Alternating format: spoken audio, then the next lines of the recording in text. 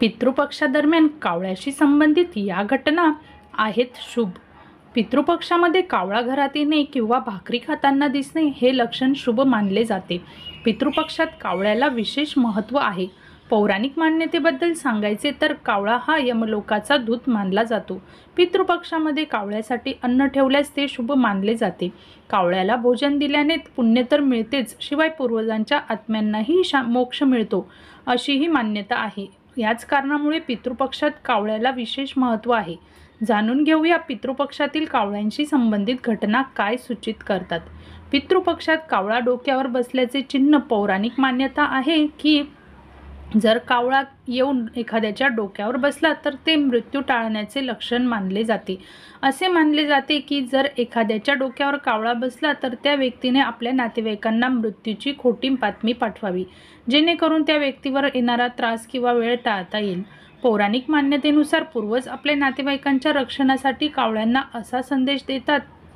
पितृपक्षात कावळा पाणी पिताना पाहण्याचे लक्षण. जर तुम्हाला पितृपक्षात कावळा पाणी पिताना दिसला तर ते तुमच्या जीवनातील अडथळे लवकरच दूर होणार आहेत.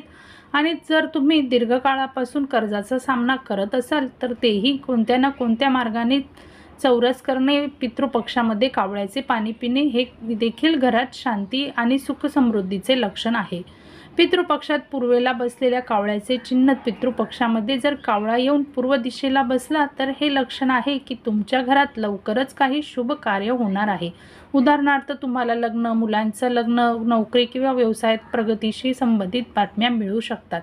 पितृपक्षाच्या काळात पूर्व दिशेला बसलेला कावळा शुभ मानला जातो. पितृपक्षात कावळ्याच्या चोचीत फूल किंवा पान दिसणे. पितृपक्षाच्या काळात तुमच्या घरात किंवा अंगणात चोचीत फूल किंवा पान असलेला कावळा दिसला तर तुमची इच्छा लवकरच पूर्ण होणार आहे.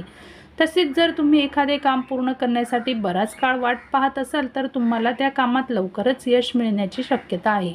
पितृपक्षात कावळा चोचीत भाकरी दाबत असल्याचे चिन्ह. पितृपक्षाच्या काळात कावळा चोचीत भाकरी धरलेला दिसला किंवा घरात किंवा अंगणात भाकरी घेऊन बसलेला दिसला तर हे लक्षण आहे की तुमचे पूर्वज तुमच्यावर खुश आहेत आणि तुमच्या आयुष्यात धनधान्याची कमतरता भासणार नाही. तसेच हे एक चिन्ह आहे की तुम्हाला कोणत्या ना कोणत्या माध्यमातून पैसे मिळतील. पितृपक्षात कावळ्या येण्याचे संकेत. कावळ्याबद्दल पौराणिक समज आहे की कावळे हे पृथ्वी आणि पाताळ यांना जोडणारे संदेशवाहक आहेत. पितृपक्षादरम्यान कावळे तुमच्या घरी येतात आणि तुम्हाला तुमच्या पूर्वजांची काही चिन्हे देतात. त्याचवेळी तुमचा संदेश देखील जातो आणि पूर्वजांच्या जगात पोहोचतो. या कारणास्तव पितृपक्षाच्या वेळी जर कावळा तुमच्या घरी आला तर समजून घ्या तुमच्या पितरांना संदेश घेऊन गेला आहे. कावळा हा पृथ्वी आणि अंडरवर्ल्ड यांचा संदेश जोडणारा संदेशवाहक आहे, कारण तो जिवंत असतानाही दोन्ही जगात फिरू शकतो. तर कावळ्याविषयी ही माहिती तुम्हाला कशी वाटली हे नक्की सांगा आणि व्हिडिओ शेअर करायला विसरू नका. आता पितृपक्ष चालू आहे तर कावळ्यासाठी तुम्ही अन्न ठेवा, पाणी ठेवा, कावळ्याला अन्न पाणी द्या आणि इतर पक्ष्यांनाही तुम्ही अन्न पाणी जरूर द्या.